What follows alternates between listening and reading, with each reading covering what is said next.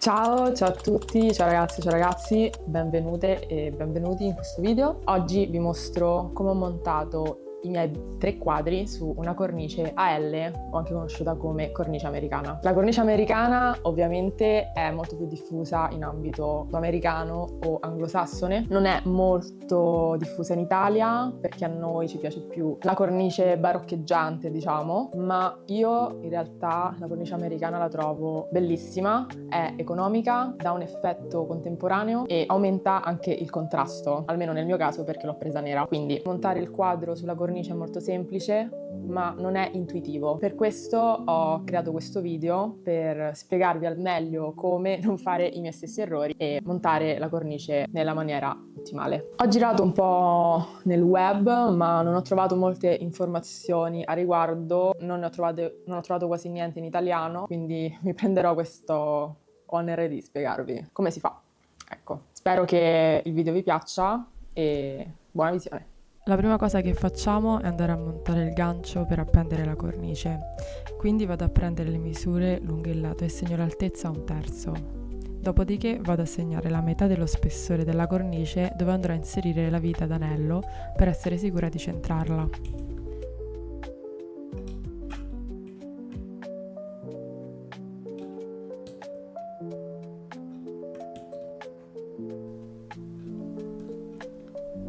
Una volta avvitata la prima vita d'anello, vado con la seconda, quindi giro la cornice in questo modo e andrò ad applicare la seconda vite.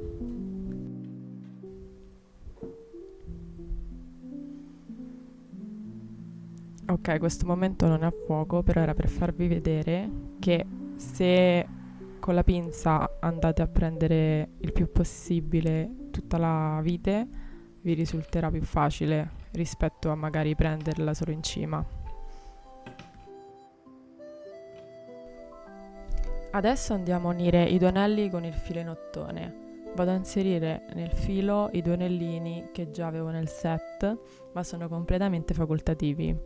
E poi inserisco la prima estremità del filo nella prima vite e faccio la stessa cosa per la seconda.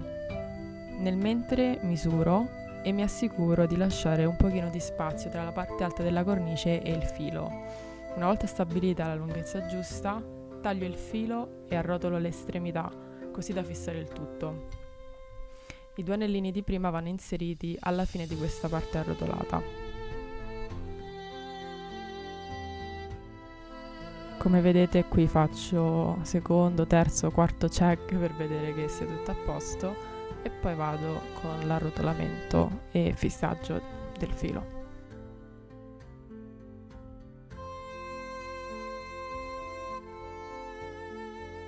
Gli anellini che sto inserendo sono sia per un fattore estetico sia per una sorta di protezione, perché non volendo qualcuno potrebbe anche graffiarsi con la fine del filo in ottone. La cosa più bella di questo tipo di gancio è che non devi avere un punto preciso per fissarlo, ma letteralmente tu lo appendi e lo sposti dove ti pare, come ti pare, lo aggiusti e senza alcun problema, al contrario invece del gancio tradizionale che lo devi mettere perfettamente al centro e poi se è un pochino sbagliato il quadro esce storto, oppure se il muro è un pochino non dritto, anche lì il quadro si appende storto, eccetera eccetera.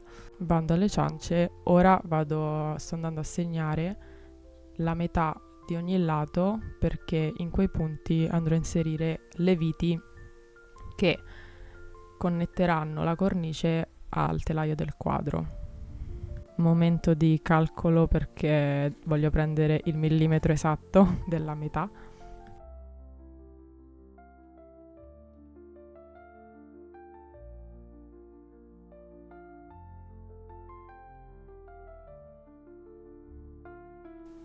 Ok, adesso c'è la mia parte preferita.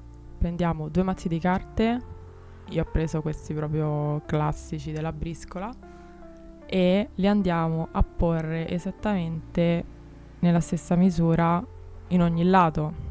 E il bello delle carte è che sono modulabili, quindi possiamo fare 10, 10, 11, 11 quindi possiamo essere molto precisi, e tutto questo serve per centrare il quadro, perché ovviamente lo vogliamo mettere il più centrale possibile.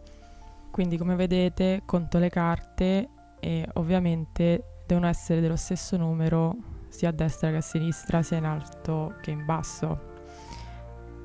Possiamo anche già partire con un numero specifico e poi andare ad aggiungerle una a una a rotazione, come preferite. Qui avevo capito che non mi bastavano più questi 2 mazzi e quindi sono andata a prendere il mio fantastico mazzo dei tarocchi.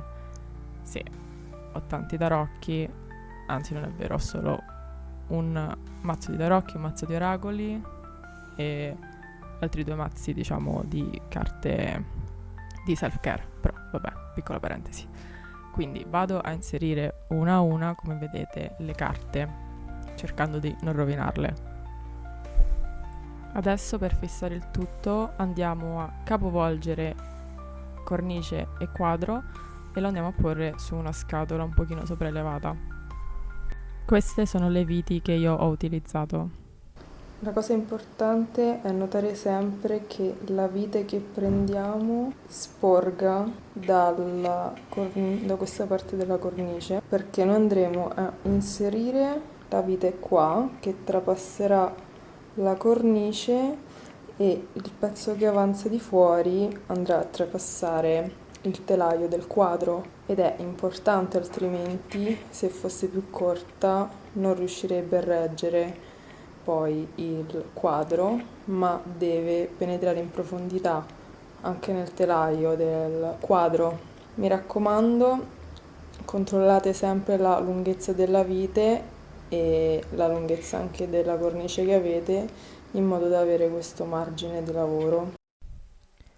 Ora nei punti che abbiamo segnato in precedenza andiamo a inserire le nostre viti. Trovate la posizione più idonea secondo voi per inserirla. L'importante è che è comunque a circa la metà del quadro. Noterete che all'inizio è un po' così, inserirle, ci vuole un po' di pazienza. All'inizio è abbastanza scorrevole, poi più si va verso la fine, più verso il telaio, più diventa duro. Quindi si deve fare un po' più di forza e stare attenti che la vite si stia esattamente inserendo nel telaio. Io qui avevo inserito le 2 viti laterali, quindi il quadro era stabile, quindi mi sono permessa di levare tutte le carte che mi rendevano la situazione un po' scomoda e continuare a lavorare più in comodità inserendo le altre 2 viti sugli altri 2 lati. Vi consiglio con la mano di tenere il quadro e la cornice ben stretti in modo da essere sicuri che la vite penetri nel quadro, cioè nel telaio. Questo è il risultato e io sono 100% soddisfatta, mi piace tantissimo. Così è come andrà appeso.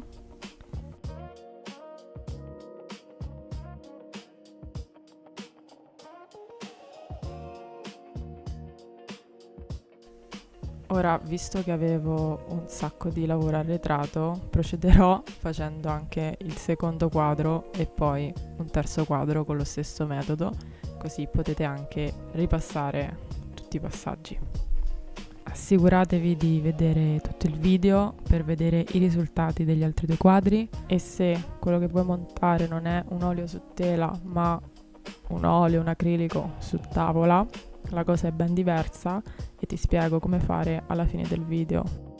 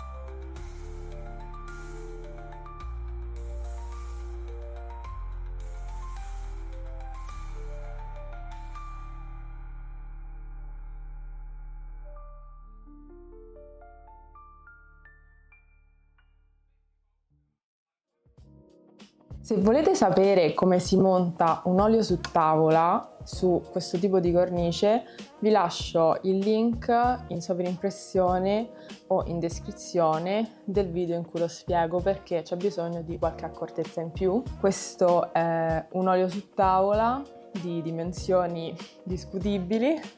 Infatti non ho fatto fare una cornice personalizzata perché sarebbe costato molto di più, ma ho preso una cornice già fatta. Semplicemente ho lasciato più spazio ai bordi, che comunque è un effetto che non mi dispiace.